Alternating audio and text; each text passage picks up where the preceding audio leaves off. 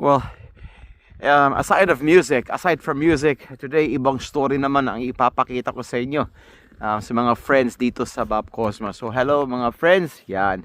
So ito first time ito nangyayari dito sa Nuuk. Itong nakikita nyo yung dagat.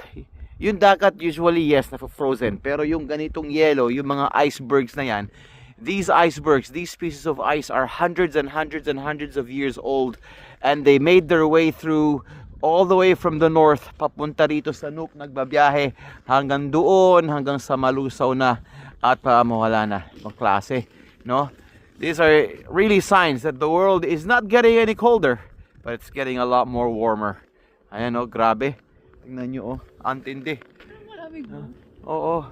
Malamig kung malamig, pero hindi naman mangyayari yan kung, di ba? Ang galing. First time dito sa Nuuk, ganyan.